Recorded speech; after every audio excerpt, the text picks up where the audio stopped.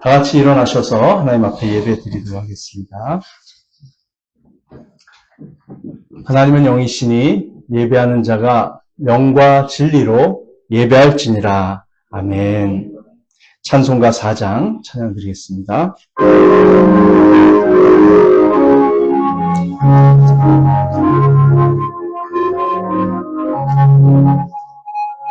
성부 성자와 성령 영원히 영광 받으옵소서. 대초로 최근까지 고길이 영원무궁 성삼위께 영광.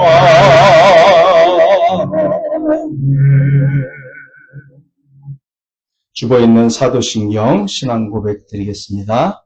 전능하사 천지를 만드신 하나님 아버지를 내가 믿사오며 그 외아들 우리 주 예수 그리스도를 믿사오니 이는 성령으로 잉태하사 동정녀 마리아에게 나시고 본디오 빌라도에게 고난을 받으사 십자가에 못 박혀 죽으시고 장사한 지 사흘 만에 죽은 자 가운데서 다시 살아나시며 하늘에 오르사 전능하신 하나님 우편에 앉아 계시다가 저리로서 산 자와 죽은 자를 심판하러 오시리라. 성령을 믿사오며 거룩한 공예와 성도가 서로 교통하는 것과 죄를 사하여 주시는 것과 몸이 다시 사는 것과 영원히 사는 것을 믿사옵나이다. 아멘. 자리에 앉아 주시기 바랍니다. 찬송가 25장 찬양 드리겠습니다.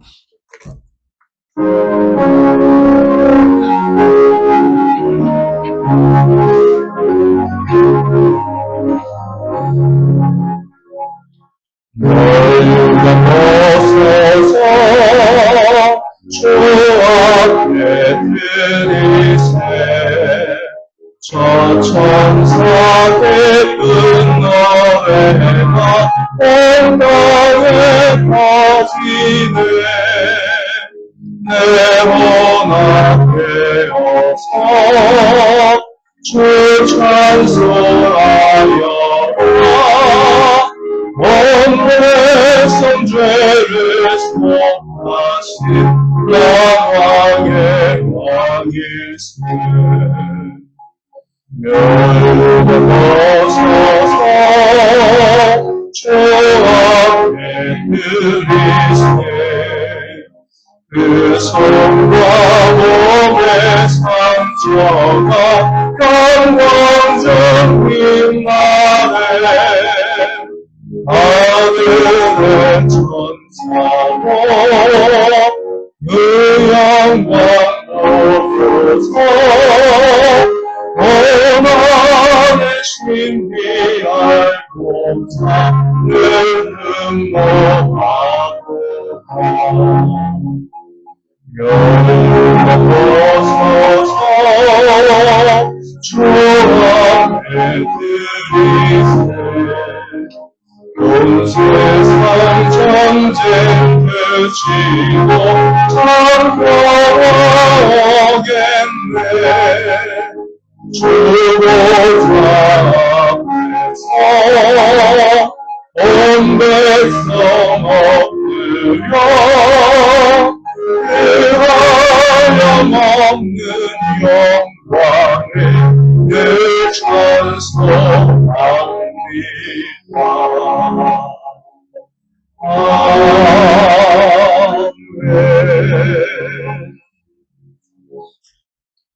다음 300장 찬양 드리겠습니다.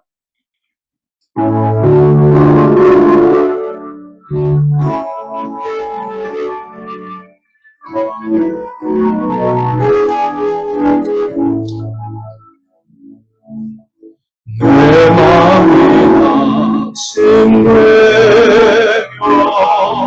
근심에 눌릴 때 주께서 내려오사 위로해 주시네. 하는 게 많아도 괴로움 많으나 주께서 함께 하며 내 짐을 주시네. 은혜가 내게 족하네. 은혜가 족하네. 이 괴로운 세상 지날 때 은혜가 족하네. 희망이 사라지고 친구날 버릴 때 주에게 속삭이며 새 희망 주시네. 싸움이 맹렬하여 두려워 떨 때에 승리의 왕이 되세. 좋은 성들이네. 은혜가 내게 족하네. 은혜가 족하네. 이 괴로운 세상 지날 때 은혜가 족하네. 엄밀히 가득 차도 눈물이 흐를 때 주 나의 곁에 오사 위로해 주시네. 알라니 덮쳐서 어려움 당할 때 주님의 능력 힘으로 원수를 이기네. 은혜가 내게 족하네. 은혜가 족하네. 이 괴로운 세상 지날 때 은혜가 족하네. 은혜가 내게 되니 은혜가 내게 족하네. 은혜가 족하네. 이 괴로운 세상 지날 때 은혜가 족하네.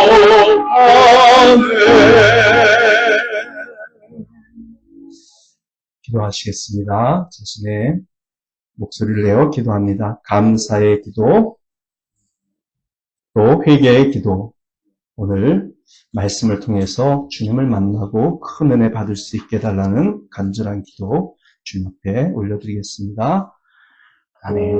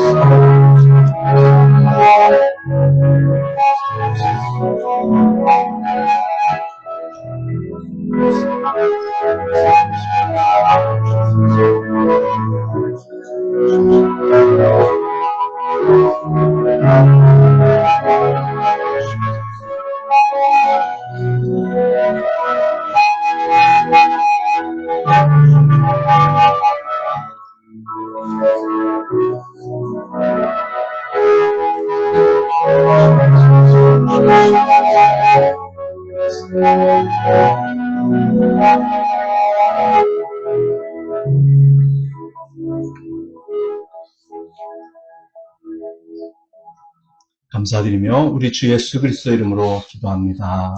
아멘. 네, 오늘 저희들에게 주시는 말씀은 신약 성경 요한복음 4장 43절부터 48절까지 말씀입니다. 예수님께서 기대하시는 신앙, 믿음이라는 제목으로 함께 은혜를 나누겠습니다. 자, 43절부터 48절, 한국 분들은 스크린 보시고 성경 말씀 보시기 바랍니다. 이틀 뒤에 예수께서는 거기를 떠나서 갈릴리로 가셨다.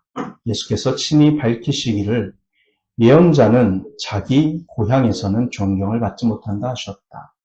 예수께서 갈릴리에 도착하시니 갈릴리 사람들이 예수를 환영하였다. 그들도 명절을 지키러 예루살렘에 갔다가 예수께서 거기서 하신 모든 일을 보았기 때문이다. 예수께서 또다시 갈릴리 가나로 가셨다. 그곳은 전에 물로 포도주를 만드신 곳이다. 거기에 왕의 신하가 한 사람이 있었는데 그의 아들이 가버나움에서 앓고 있었다. 그 사람은 예수께서 유대에서 나와 갈릴리로 들어오셨다는 소문을 듣고 예수께 와서 제발 가버나움으로 내려오셔서 아들을 고쳐주십시오 하고 애원하였다. 아들이 거의 죽게 되었기 때문이다. 예수께서 그에게 말씀하셨다. 너희는 표징이나 기이한 일들을 보지 않고는 결코 믿으려고 하지 않는다. 아멘. 예, 지난주에 이어서 하는 설교인데요. 지금 그 가나에 살고 있는 왕의 신하, 이 남자와 그의 온 가족이 구원받은 사건, 그의 아들이 죽을 뻔했다가 예수님의 말씀 한마디로 고침을 받은 그 사건에 대한 이야기는 지난주 설교 교회 유튜브 방송에서 여러분 참고하시기를 바랍니다. 오늘은 제가 그 43절부터 45절을 지난주에 건너뛰고 설교를 했기 때문에 그 중요한 내용을 중심으로 말씀을 전하려고 합니다. 자, 오늘 본문 43절은 이틀 뒤에라는 말로 시작합니다. 자, 예수님께서는 사마리아인들과 함께 보내셨던 그 이틀 동안 구약성경, 특히 모세가 쓴 5권의 책들, 그리고 천국의 복음을 통해서 자신이 하나님의 아들이자 구원자이신 것을 전하셨습니다. 그 결과 그 사마리아 지방의 수가라는 마을의 대다수의 사마리아인들이 예수님을 구원자로 믿었습니다. 그 이틀이 지난 후라는 뜻이죠. 그 이틀이 지난 후에 예수님은 원래 가시려고 했던 갈릴리 지방으로 가셨습니다. 갈릴리 지방으로 가셔서 예수님은 한 속담을 친히 강조하며 제자들과 사람들에게 말씀하신 것이죠. 44절. 예수께서 친히 밝히시기를 예언자는 자기 고향에서는 존경을 받지 못한다 하셨다. 자, 예언자는 자기 고향에서는 존경을 받지 못한다. 속담입니다. 이 속담에서 일반적으로 뜻하는 것은 다음과 같습니다. 이스라엘의 역사 속에서 하나님께서 세우신 능력 있는 예언자들이 많았지만 그 예언자의 고향 사람들은요, 그 예언자를 무시하는 경향이 있다는 것입니다. 왜냐하면 고향 사람들은 그 예언자의 어린 시절, 즉 예언자가 되기 전에 평범한 모습을 다 알고 있기 때문입니다. 저도 수많은 초등학교 동창들이 있고 중학교 동창들이 있습니다. 제가 목사 된 거 다 무시해요. 몇몇 사람만 목사님 이러면서 이렇게 친하게 다가오는 친구들도 있는데 그런 겁니다. 여러분, 예수님은 왜 이 속담을 말하셨을까요? 마태, 마가, 누가복음에서는 다 예수님이 어린 시절부터 자라신 나사렛 동네의 사람들이 예수님을 배척한 사건을 배경으로 삼아서 이 속담을 인용했습니다. 나사렛 동네의 사람들은 예수님이 자신들의 불신앙을 지적하자 화가 나서 예수님을 벼랑 끝으로 끌고 가가지고요, 그래서 밀어 죽이려고까지 했습니다. 그래서 예수님께서 왜 이 속담을 말씀하셨는가에 대한 첫째 해석은 예수님께서 자라신 고향과도 같은 갈릴리 지방의 나사렛 마을에서는 예수님께서 배척을 받고 갈릴리 지방의 다른 지역에서는 환영을 받는다는 것이죠. 환영을 받는다. 이 해석은 적어도 겉으로는 맞습니다. 45절의 내용을 볼 때 그렇습니다. 45절. 예수께서 갈릴리에 도착하시니 갈릴리 사람들이 예수를 환영하였다. 그들도 명절을 지키러 예루살렘에 갔다가 예수께서 거기서 하신 모든 일을 보았기 때문이다 라고 되어 있습니다. 자, 그런데 이 속담에 대한 둘째 해석은요. 45절에 나오는 갈릴리 지방 사람들이 예수님을 환영한 것이 사실은 전혀 예수님을 존경한 것이 아니라는 것입니다. 갈릴리 지방의 사람들은 예수님을 환영했습니다. 그러나 그들이 예수님을 환영한 이유는 바로 그들이 예루살렘에 갔을 때에 예수님의 여러 기적을 보았기 때문입니다.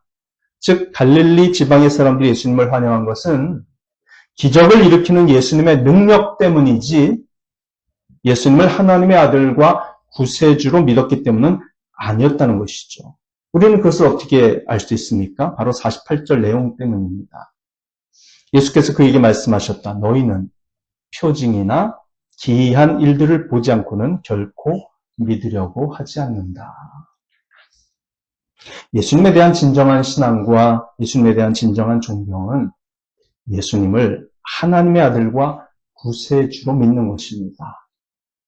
단지 예수님께서 예루살렘에서 기적을 행했듯이 갈릴리 지방에서도 기적을 행할 것이라는 기대감 때문에 예수님을 환영하는 것은 불신앙의 한 종류이며 예수님을 존경한 것도 아닙니다. 그래서 예수님의 고향을 나사렛이 아닌 갈릴리 지방으로 확대하더라도 이 속담은 사실입니다.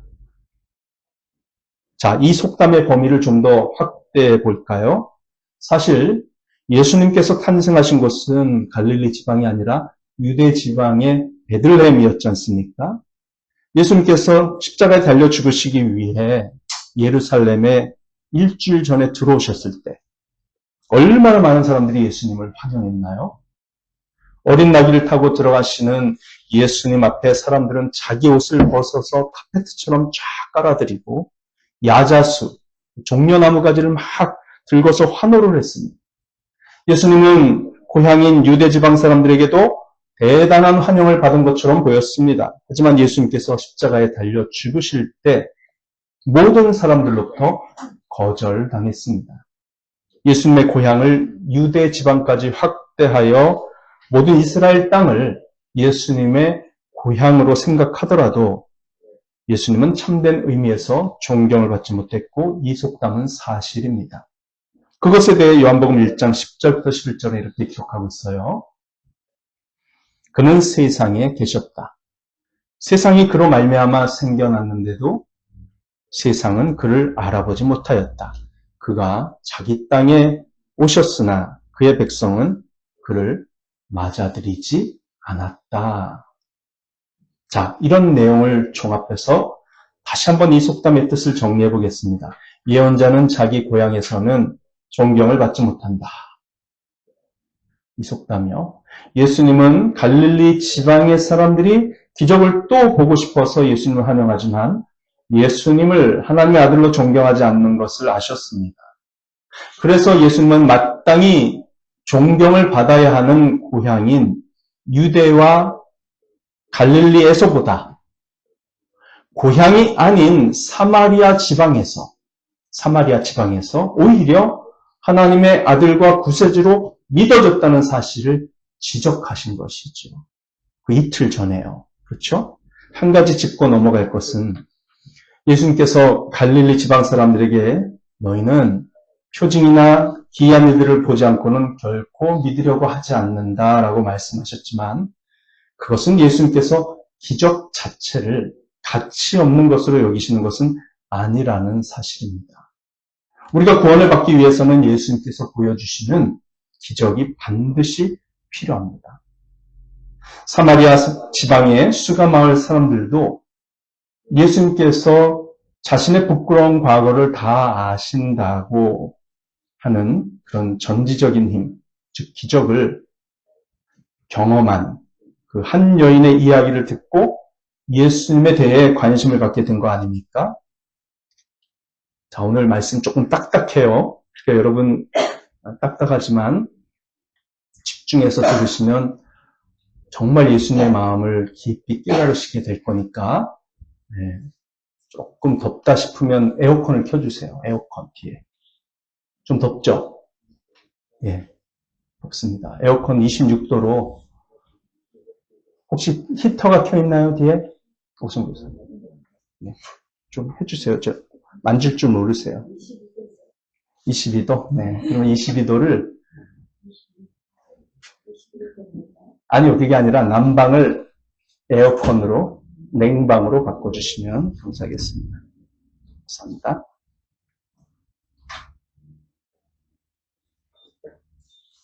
그래요. 왜 좀 설교하면서 내가 졸린가 했어요. 자.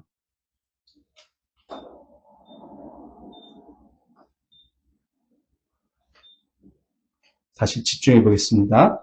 자, 사마리아 지방 사람들도요, 그 한 여인이 예수님께서 전지한 능력을 가지고 계시다는 것을 느꼈고, 자신의 모든 그 부끄러운 과거를 알고 얘기하신 그 기적을 경험하고 나서 예수님 말씀을 통해 예수님을 구원자로, 하나님의 아들로 믿게 됐잖아요. 그리고 사마리아 사람들도 그 여인의 기적 이야기를 듣고 예수님에 대해서 관심을 갖게 된 것이죠. 예. 그러니까 구원받는 데 있어서 예수님께서 기적을 무시하시는 건 아니에요. 기적을 일으키십니다. 그런데 사마리아 사람들은 그 여인이 경험한 기적 하나로 충분하다고 생각했습니다.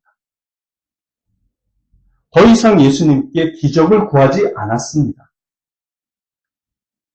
그리고 예수님께서 들려주시는 구원의 복음, 하나님 나라의 기쁜 소식을 듣고서 그리고 예수님으로부터 풍겨나오는 신적인 인격을 느끼고서 예수님을 믿었습니다. 그들에게는 자신이 체험한 기적이 아니어도 그분의 말씀만으로 예수님을 믿기에 충분하다는 신앙의 자세가 있었습니다. 그것이 사마리아 사람들과 갈릴리 지방의 유대인들이 기적을 대하는 태도의 차이점입니다. 이 갈릴리 지방의 유대인들은 더 많은 기적을 경험하는 일에만 흥미를 가졌습니다. 48절은 예수님께서 유대인들의 그런 성향을 지적하신 것이죠. 사도 바울도 유대인들이 기적 자체를 추구하는 성향 때문에 예수님을 믿기 어려워한다는 것을 지적하였습니다. 고린도전서 1장 22절부터 25절이에요. 제가 읽어드립니다. 유대 사람은 기적을 요구하고 그리스 사람은 지혜를 찾으나 우리는 십자가에 달리신 그리스도를 전합니다. 그리스도가 십자가에 달리셨다는 것은 유대 사람에게는 거리낌이요 이방 사람에게는 어리석은 일입니다. 그러나 부르심을 받은 사람에게는 유대 사람에게나 그리스 사람에게나 이 그리스도는 하나님의 능력이요 하나님의 지혜입니다. 하나님의 어리석음이 사람의 지혜보다 더 지혜롭고 하나님의 약함이 사람의 강함보다 더 강합니다. 라는 말씀이죠. 사도 바울은 그리스도가 십자가에 달리셨다는 것은 유대 사람들에게 거리낌이라고 말합니다. 이 말은 구원자 그리스도라면 아예 십자가에서 죽을 위기에서 벗어나 로마 군병들을 모두 해치우는 기적을 행했어야만 했다는 유대인의 생각을 알게 해줍니다. 십자가에 죽는 약한 구원자는 유대인들이 추구하는 기적의 구원자, 강한 구원자의 모습이 아니므로 거리껴지는 대상이라는 것이지요. 유대인들은 인간의 죄가 얼마나 무서운지, 왜 하나님께서 인간을 대신하여 구원자 하나님의 아들 예수님이 믿도록 하셨는지 그 구원 방법의 당위성과 지혜를 전혀 깨닫지 못했습니다. 바로 그들의 기적을 추구하는 성향 때문이었습니다. 물론 예수님께서는 갈릴리에서 약 16개월 동안 많은 기적을 행하며 복음을 전하셨어요. 사도 요한은 요한복음에서 그 많은 기적들 중 몇 가지만을 전해줍니다만 마태, 마가, 누가 이 세 복음서에서는 16개월간의 예수님의 사역 전체를 우리에게 알려줘요.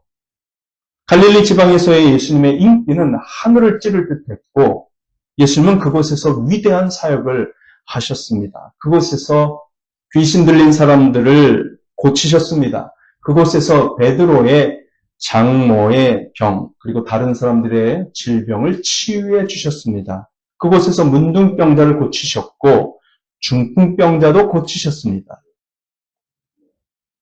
예수님은 갈릴리 지방에서 백부장의 하인, 회당장인 야이로의 딸, 또 말 못하는 자, 앞을 보지 못하는 자들 등 수많은 사람들을 고치셨습니다. 한 과부의 죽은 청년 아들을 살리시기도 했습니다. 그래서 많은 사람들이 예수님을 구세주로 믿고 구원을 받았습니다. 그런 의미에서 예수님은 그 속담이 사실인 것은 맞지만 그 속담을 그런 의미에서 뒤집어 엎으셨습니다. 속담을 뒤집어 엎으셨어요. 예수님은 그 속담을 깨고 많은 사람들을 구원하셨습니다. 기적만을 추구하는 성향이 잘못되었고 불신앙이라는 것을 아시면서도 예수님은 그런 사람들을 구원하시기 위해 인내하시면서 갈릴리 지방에서 온 힘을 쏟으셨던 것이죠. 그런 예수님의 열정과 사랑은 갈릴리 지방에서 구원받은 수많은 사람들로 인해 증명이 됩니다. 하지만 우리는 반드시 기억해야 합니다. 예수님은 당장 이 세상에서 살아가는 데 필요한 기적을 인간들에게 주시기 위해서 이 땅에 오신 분이 아니라는 사실을요. 예수님께서 일으키실 수 있는 기적의 능력에 비하면 사실 예수님께서 갈릴리에서 일으키신 기적은 많은 기적이 아닙니다. 아주 적은 기적이에요. 예수님께서 모든 병자를 다 고쳐주신 것도 아니고 아주 극소수만 고치신 거고요. 모든 귀신 들린 사람을 다 치유해 주신 것이 아니고 샘플로 몇 사람만 치유해 주신 것이죠. 예수님에게 있어서 기적은 하나님 나라의 아름답고 복된 실체에 대하여 사람들이 주목하도록 하는 목적을 가지고 있었습니다. 기적 그 자체가 예수님의 목적이 아니었다는 것이죠. 인간의 삶에는 죄로 인한 저주가 있고 질병과 고난과 실패와 미움과 갈등과 슬픔과 죽음이라는 고통이 있습니다. 그런데 하나님 나라에서는 그 모든 것이 끝이 나고 원래 하나님께서 에덴 동산에서 인간에게 주고자 하셨던 영원한 생명과 기쁨만이 존재합니다. 기적의 기능은 이 땅에서 그런 고통 중에 지극히 작은 하나를 해결해 주시는 하나님의 능력을 사람들에게 보여줌으로써 사람들 하여금 하나님의 나라에 대해 주목하게 만드는 것입니다. 그래서 기적의 기능은 사람들 하여금 하나님의 나라에 들어가려면 오직 예수님을 믿어야만 한다는 복음에 귀 기울이게 하는 것으로 귀결이 되는 겁니다.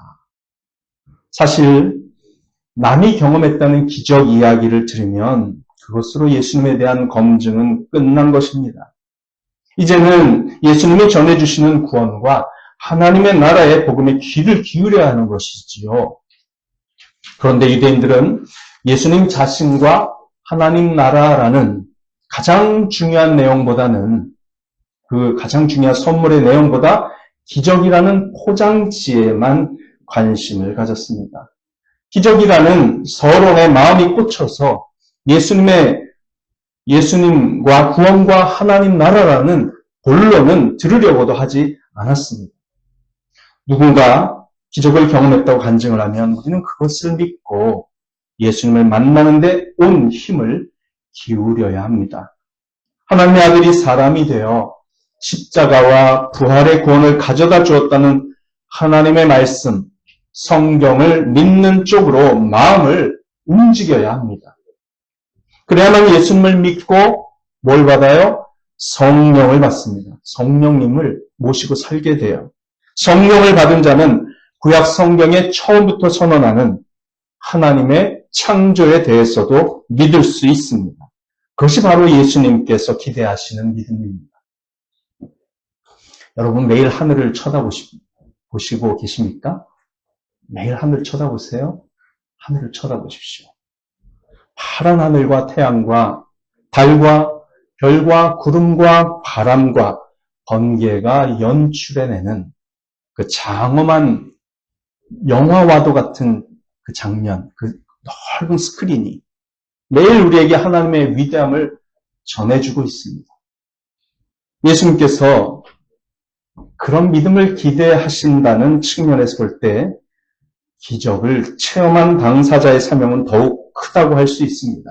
기적을 체험한 사람은 더욱 예수님의 복음을 전하는 데 온 힘을 기울여야 합니다. 기적을 체험한 사람일수록 이제 더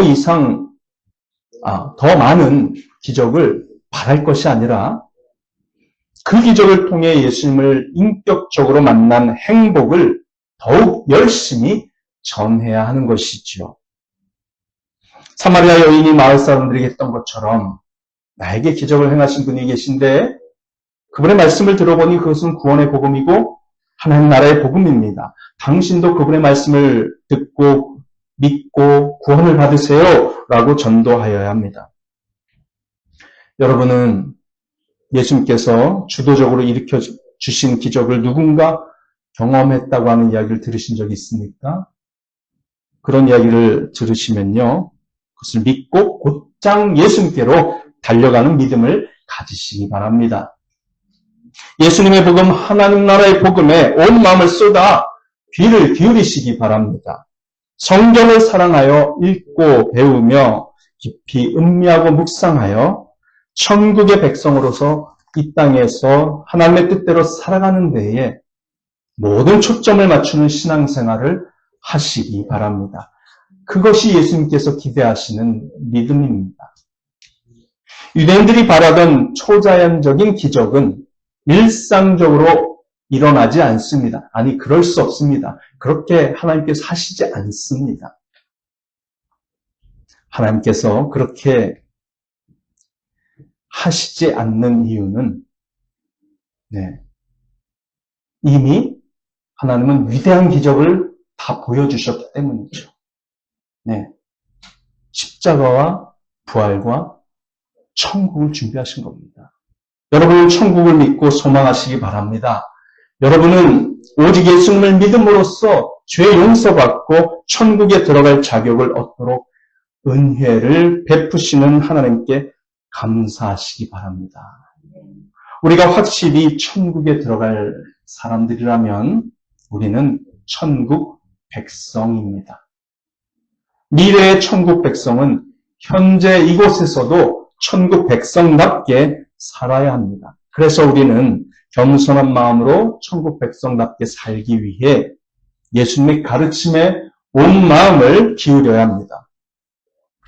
우리는 마태복음 5장부터 7장까지의 산상수훈에서 가르쳐 주듯이 세상의 소금이고 세상의 빛입니다.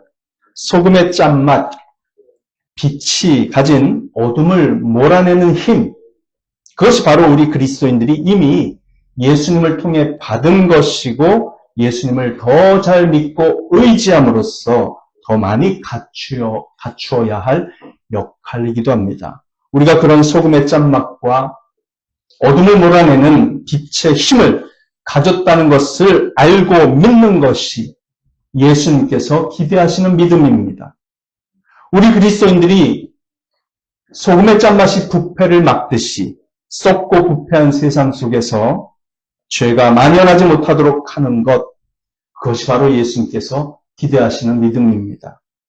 하나님을 모르고 무시하고 어둠 속에서 방황하여 양심이 더럽혀지는 사람들에게 하나님을 알게 하고 만나게 하고 그들의 삶이 잘못되었다는 것을 느끼게 해주는 빛의 역할, 그것이 바로 예수님께서 바라시는 믿음입니다. 여러분, 기적은 양날의 검입니다. 기적을 보면 하나님께 대한 믿음을 가지기가 쉽다는 면에서 기적은 매우 효력이 큰 검입니다. 그러나 기적을 보고서도 우리가 예수님을 인격적으로 믿고 만나는 일, 하나님의 말씀대로 순종하여 살아가는 책임 있는 그리스도인의 삶에 소홀히 하면 도리어 하나님으로부터 큰 책망을 받습니다. 예수님의 기적을 많이 보았던 마을 사람들이 예수님을 인격적으로 믿고 만나는 일과 천국의 백성으로 거룩하게 사는 것에 관심이 없는 것을 보고 그들에게 매우 노하셨습니다. 마태복음 11장 20절입니다. 그때 예수께서는 자기가 기적을 많이 행한 마을들이 회개하지 않으므로 꾸짖기 시작하셨다. 네. 여러분, 한국과 일본 사람들의 종교적인 성향은 어떤가요? 기적과 영적인 체험을 좋아합니다. 그런 성향을 파고들어 기독교라고 겉으로는 얘기하지만 실제로는 사이비 종교와 다를 바 없는 그런 이상한 기독교를 만들어내는 극단적인 은사주의자들이 있습니다. 특히 일본의 Jesus Tribe Ministries, 이 단체의 오카노 요시키 목사를 주의하십시오. 30대 후반입니다. 거짓 예언의 영에 사로잡혀서 사이비 기독교 사역을 하고 있고 치바현에서 그 영향력을 점차 넓혀 나가고 있습니다. 오카노 요시키 목사의 거짓됨과 위험한 신앙에 대해서는 제가 자세히 설명할 수 있습니다. 그는 영적으로 진리에서 떠나 타락하였고 위험한 성경 해석을 하고 있습니다. 자, 지금부터 이 내용은 원고에는 없는데요. 일본어 원고에는 없는데 제가 조금 설명할 테니까 우리 이병찬 집사님께서 핵심만 일본어로 통역을 좀 해주시면 좋겠습니다. 요시키 목사의 할아버지는 96세에 작년에 돌아가신 매우 유명한 일본의 목사님입니다. 오야마 레이지라고 하는 목사님이시고 와세다 대학교를 졸업했고 박사학위가 4개나 됩니다. 그 목사님이 일본에서 최초로 1000명이 넘는 교회를 일구는데 하나님께 쓰임받은 목사님이기도 했어요. 근데 그 손자가 오카노 요시키가 완전히 타락을 했습니다. 그 목사님이 말년에 이상한 은사주의 운동에 관심을 갖기 시작하자 그 손자가 그쪽으로 완전히 확 가버린 거예요. 장로의 목사님이 돌아가셨습니다. 그런데 오카노 요시키 목사라고 부르고 싶지도 않네요. 이 사람이 믿는 신앙이 뭐냐면 죽은 사람도 자기가 기도하면 살아난다 이거예요. 96세에 돌아가셨습니다. 교회를 6개나 개척하고 귀한 분으로 돌아가셨는데 아니 96세면 천국 가는 게 이상해요? 그 살아나야 됩니까? 그래가지고 자기 할아버지를 살린다고 경찰들이 막 보는데 돌아가신 시신을 앞에 두고 막 30분, 1시간을 막 기도를 하는 거예요. 살아나게. 살아나라. 시신아 살아나라. 그 경찰들이 보고 막 경악을 했다는 거 아닙니까? 그리고 이제 냉동을 시켰죠, 시신을. 근데 그 아들이 미국에 살고 있어요. 여러 아들이 계신데. 그 아들이 오려면 10일 걸립니다. 10일 동안 그 시신 안치실, 냉동이죠, 냉동. 그 상태로 보관을 하는데 하루에 한 번씩 와가지고는 시신을 꺼내서 녹이는 거예요. 시신을 녹여요. 왜? 자기가 기도할 때 살아나면 꽁꽁 얼은 상태에서는 안 된다 이거예요. 시신을 녹입니다. 기도합니다. 안 살아나죠? 다시 집어넣습니다. 다음날 또 옵니다. 이걸 10일 동안 했어요. 10번. 안 살아나니까 결국 미국에서 아들 왔죠? 내 아버지 시신을 가지고 너 무슨 짓을 한 거야? 조카한테 삼촌들이 다 화를 냅니다. 장례식을 갔는데 뭐 수천 명이 왔다 갔어요. 워낙 유명하신 분이니까. 제가 시신 얼굴을 보고 깜짝 놀랐어요. 그렇게 녹였다 올렸다 녹였다 올렸다 이랬으니 시신이 아무리 화장을 해도 완전히 그냥 찌그러진 얼굴, 그런 흉악한 얼굴은 처음 봤습니다. 일본도 시신 얼굴을 보여주거든요. 그런 신화를 가지고 있고요. 또 한 가지는 소의 새끼는 송아지죠. 크면 소가 되죠. 우리가 송아지는 소의 형상을 닮았잖아요. 그런 것처럼 창세기 1장 26, 27절에 인간을 하나님께서 하나님의 형상대로 만드셨다는 건 인간이 하나님의 자녀라는 뜻이다. 네, 맞습니다. 네, 틀린 해석은 아니에요. 근데 인간이 하나님의 형상으로 만들어졌기 때문에 하나님의 자녀이기 때문에 인간이고 신이다. 신. 인간이 신이래요. 그래서 자기가 질병과 못된 환경과 악령들에 대해서 명령을 하면 다 자기 말을 듣고 쫓겨나고 복으로 바뀐다. 이렇게 가르칩니다. 자기가 신이래요. 그래서 성도들로 하여금 당신들이 신인 것을 믿으십시오. 이렇게 설교를 해요. 기독교입니까? 아닙니까? 그럴 수 없죠. 네. 지금 굉장히 유명세를 타고 있습니다. 이 치바현. 마츠도시에 살고 있는데, 네. 카시와시, 저쪽 치바시, 막 그런 예언 집회를 한답시고, 근데 사람들이 거기다 고개를 들이미는 거예요. 그리고 거액의 헌금을 합니다. 뭐 100만엔, 1000만엔 헌금을 해요. 오카노 요시키. 주의하십시오. 전주 성은세계선교교회의 나현순 목사. 미국과 케냐에서 장애아들을 돌보는 것을 환심을 사는 구세근 목사 제시카 윤. 유튜버, 박혁, 전도자 등 심각한 피해를 가져오는 가짜 예언자들입니다. 이 사람들의 사역이 먹히는 이유가 뭔지 아세요? 기적을 좋아하는 사람들, 그런 성향을 가진 사람들 때문이에요. 번영신앙과 번영신앙 조심하셔야 되고요. 특별히 긍정의 힘이라는 책을 쓴 조엘 오스틴. 들어보셨죠? 옛날에 이명박 대통령이 아주 극찬을 한 책이기도 한데, 그 조엘 오스틴도 번영신앙을 가르치는 목사로서 굉장히 심각한 기독교의 암묵적인 존재입니다. 또 신사도 개혁운동 계열의 변승우 목사, 인터콥이라는 단체가 있고 그 단체의 장인 최바울 목사, 세계 추수선교회 최안 목사, 신디 제이콥스라고 하는 미국 여자 예언자, 온누리교회를 제가 문제 삼기보다는 온누리교회 손기철 장로라고 있어요. 손기철 장로. 이 사람들은 배척해야 됩니다. 근데 온누리교회는 지금 어떤지 모르지만 옛날 하용조 목사님은 제가 금방 얘기했던 이 이상한 가르침을 주는 사람들 있죠? 그 사람들을 교회에 초대해서 집회를 많이 했었습니다. 하용조 목사님. 지금 사랑의 교회도 위험합니다.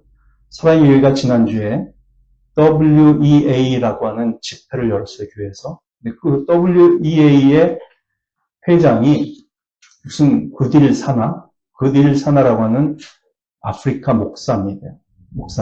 근데 이 사람이 자기의 스승은 케네스 해긴이라고 말을 해요. 케네스 해긴은 미국의 극단적 은사주의자로서 임신한 여성이 기도를 하는데 집회 중에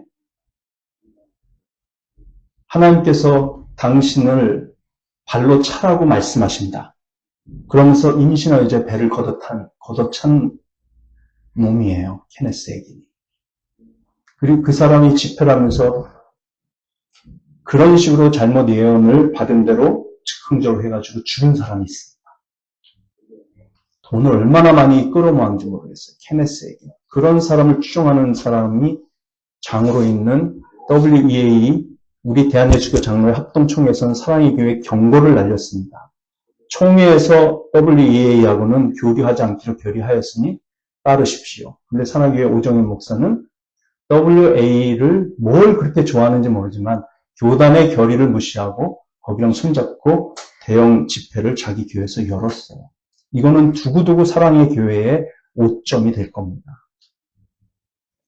사랑의 교회는 신사도 운동 흉내를 자꾸만 내는 쪽으로 가고 있는 그런 성향도 걱정이 됩니다.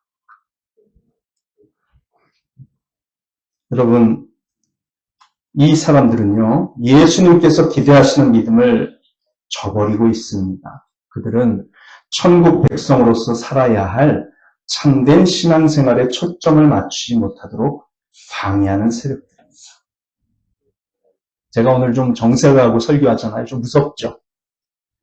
심각한 내용이라 좀 제가 정색을 하고 말씀을 드리네요. 예수님은 사마리아 사람들에 의해서 이분은 참으로 세상의 구세주라는 고백을 받았습니다. 반면 유대 지방과 예루살렘의 사람들, 갈릴리 지방의 사람들은 오직 자신들의 병을 고치는 일과 예수님의 기적을 보는 일에만 깊은 관심을 가졌습니다. 그것은 불신앙입니다. 그럼에도 불구하고 예수님은 그들 가운데서 하나님 나라의 능력을 보이시면서 그들을 구원하셨습니다. 우리는 예수님께서 기대하시는 믿음을 추구해야 합니다. 예수님을 만난 사람들은 전도와 선교에 힘써야 합니다. 그리고 예수님을 인격적으로 만나 천국 백성으로서 살아가는 참된 성령의 능력을 추구하는 신앙생활을 해야 합니다. 성령의 열매는 사랑과 기쁨과 화평과 인내와 친절과 선함과 신실과 온유와 절제입니다. 이러한 내적인 성품의 변화를 추구하며 하나님을 만나는 것이 참된 신앙생활이며 성령 충만의 참된 목표입니다. 너무 외적인 현상의 기적을 추구하지 마십시오. 하나님은 기적을 그렇게 많이 일으키시지 않으세요. 저도 20대 초반에 누군가의 병도 고치는데 저희 기도가 쓰임받은 적도 있고 귀신 들린 사람으로부터 귀신을 쫓아내는데 쓰임받은 적도 있습니다. 근데 하나님은 이상하게 저한테 귀신 들린 사람을 많이 데리고 오지 않으세요. 네? 그런 기회가 별로 없어요. 그게 정상이에요. 그게 정상. 근데 맨날 귀신 쫓는다고 1년 365일 예배당 문을 열어놓고 귀신 쫓는 살아가는 목사들이 있습니다. 그런 사람들 보면 전도는 거의 하지 않아요. 맨날 귀신 쫓는다고 푸닥거리 하듯이 그렇게 하는데 그런 것은 절대 하나님께서 기뻐하시는 일이 아니지요. 여러분, 우리는 오히려 마음속에 우리 악한 생각이 선한 생각으로 바뀌는 참된 기적을 추구하여야 할 줄 믿습니다. 그것이 예수님께서 기대하시는 신앙생활이고 성령께서 주실 수 있는 가장 위대한 변화이고 능력인 것을 여러분 우리 모두가 믿고 그 참된 기적을 날마다 체험하며 살아가는 저 여러분 되기를 간절히 소망합니다. 기도하겠습니다. 오늘도 말씀을 통해서 우리에게 깨닫게 해주신 은혜 감사하는 마음 가지고 기도하고 뭔가 우리가 결단해야 한다면 결단하는 기도 또 하나님의 참된 은혜를 경험하기를 소원하는 마음으로 성령께서 우리의 속사람을 정말로 변화시켜 주셔서 성령의 9가지 열매 사랑과 희락과 화평과 오래 참음과 자비와 양성과 충성과 온유와 절제의 열매를 맺게 해달라고 간절히 기도하며 나아가시겠습니다. 기도합니다. 여기 여기에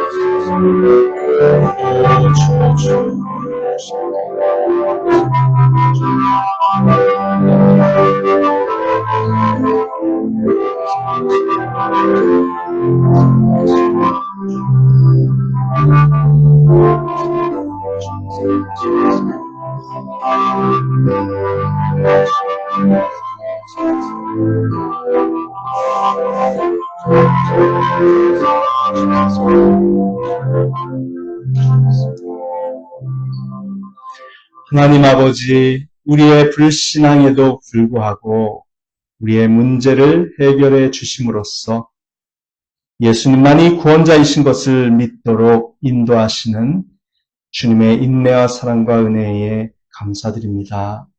성령께서 우리의 마음을 계속 바꿔주셔서 약한 세상 속에서 하나님의 선한 백성으로 살아갈 수 있게 도와주시옵소서. 예수님의 이름으로 기도합니다. 아멘. 우리 찬송가 216장입니다. 216장 찬양 드리면서 하나님 앞에 헌금 봉헌하도록 하겠습니다.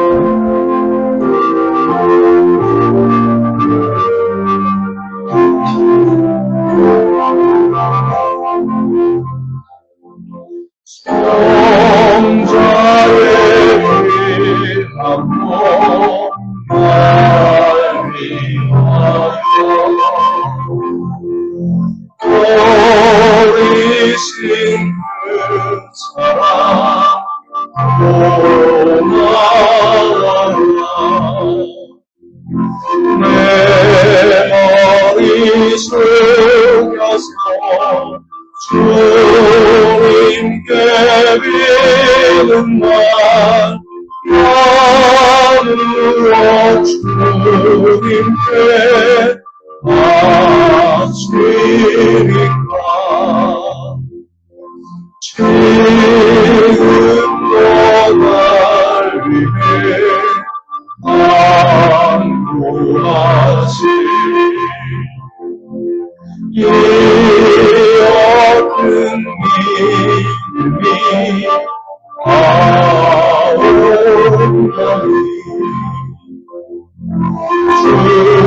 주님의 참사랑 고맙고 놀라워 찬송과 기도를 쉬지 않네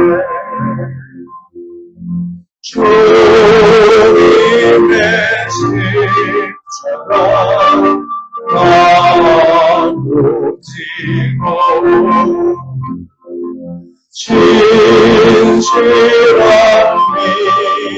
믿음과 마음으로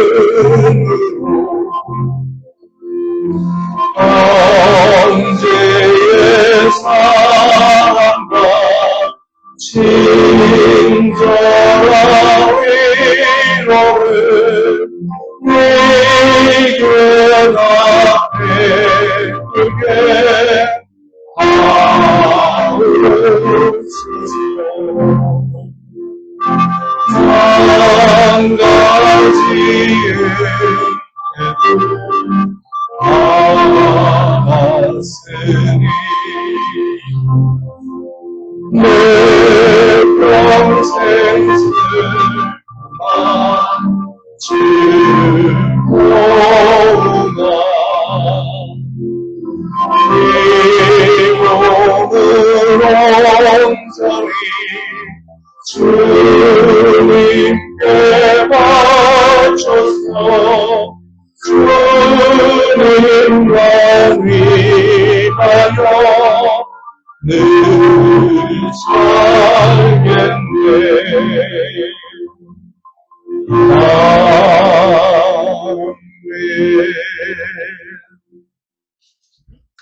아멘. 교회 소식 몇 가지 전해드리겠습니다.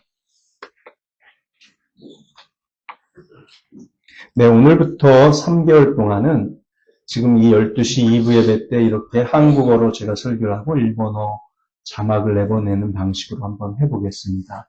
그리고 일부 예배인 10시 반 예배는 제가 일본어 설교를 하고 한국어 원고를 나눠드리는 그런 방식으로 가는 것이죠. 3개월 뒤에 또 평가해 주시기 바랍니다. 지난 3개월은 한 주는 12시 예배를 일본어, 한 주는 10시 반을 일본어, 이런 식으로 바꿔가면서 했더니 일본어로 12시에 설교할 때 너무 힘들다는 반응들이 꽤 있었어요. 그래서 좀 이렇게 한번 바꿔봅니다. 네.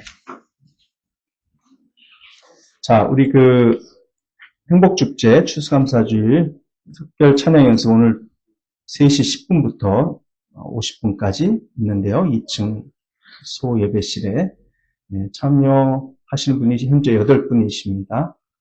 혹시 더 있으시면 추가로 오셔도 되니까 자유롭게 참여하시기 바랍니다. 자, 그리고 새신자 환영입니다. 우리 지난주에 처음 오신 송은미 자매님 잠깐 일어서 주시겠습니까? 송은미 자매, 네, 우리 김재 집사님도 오셨는데요. 그리고 오늘 또 새로 오시는 분이 계세요. 우리 이은우 형제와 김영준 형제 잠시 일어주시기 바랍니다. 우리 도쿄 기술대학? 이과대, 도쿄 이과대. 네. 카시아에서 한 6정거장인가요? 위로 쭉 올라가시면, 북쪽에서 오시는 분들이 늘어나고 있습니다, 지금. 네. 뒤로 한번 돌아주시고, 박수로 환영하겠습니다. 앉으십시오. 만나라 식당에 한 분씩 드시러 갔다가, 김문주 집사님한테, 소개를 받고 오시게 됐습니다. 네. 네, 식사하면서 좋은 교제 나누시고 우리 청년 모임에서 즐거운 시간 하시면 좋겠습니다. 자, 진병희 집사님 걱정이 많이 되는데요. 진병희 집사님 건강해서 많이 기도해 주시고 송신영 집사님 입원이 한 주 미루어져서 내일 모레 이렇게 치료를 받으시게 되는데 손끝에 있는 양성 종양입니다만 좀 제법 커졌어요. 그거를 주사기로 찔러서 터뜨리고 약으로 말리는 그런 실수를 하시게 되는데 부작용 없이 잘 치유될 수 있도록 기도해 주시길 바랍니다. 내일은 교회에서 웅성건설 직원 예배가 11시에 있겠고요. 또 저희 부부는 GMS 선교사 정기 모임 차 화요일에 미토시에 있는 미토 사랑의 교회에 다녀오도록 하겠습니다. 네. 자, 다 같이 자리에서 일어서셔서 마지막 주기도송 부르고 예배 마치도록 하겠습니다.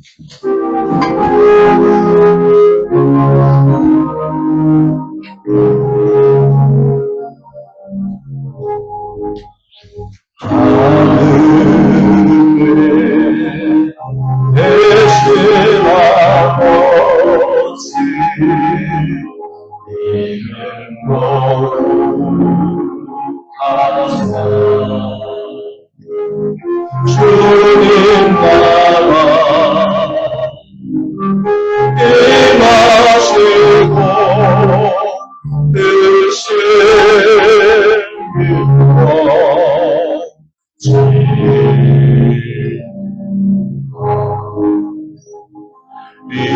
일용하여 주시고 우리들의 금죄 용서하시고 또 시험에 우리에게 마시고 악에서 구원하소서. 내게 주의 나라 주의 권세 주의 영광 영원히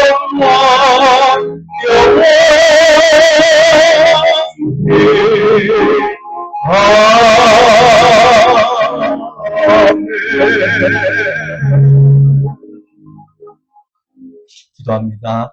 하나님 아버지, 우리를 구원하시고 우리를 자녀 삼으시고 우리에게 성령 주셔서 이 악한 세상 속에서 날마다 죄에 빠져 살지 아니하고 그 죄에 대하여 뉘우치고 반성하고 회개하며 거룩한 하나님의 백성답게 살아가는 길로 한 걸음 한 걸음 인도해 주시는 주의 은혜에 감사드립니다. 또한 하나님께서 자녀처럼 우리를 사랑하시고 아버지로서 우리를 돌보시며 인도하시고 훈련하시고 연단시키시고 가르치시고 양육하여 주셔서 하나님 날마다 모든 필요한 것들 공급하시는 은혜 가운데 하나님의 선하신 손길, 완벽한 타이밍에 가장 필요한 것을 주시는 지혜로운 손길 경험하며 살게 하신 하나님 영광 받아주시고 그 모든 은혜에 감사하여 드리는 이 귀한 헌금을 주님께서 기쁘게 받으시며 사랑하는 주의 자녀들 백성들의 모든 삶을 축복하시사 건강하게 하시고 하는 모든 일 가운데 주의 신비한 도우심을 경험하며 하나님 낙심치 아니하고 힘있게 인생 살아갈 수 있도록 도와주시옵소서. 지금도 우리 주 예수 그리스도의 은혜와 하나님 아버지의 사랑과 성령님의 교제가 영원토록 함께 있을지어다. 아멘.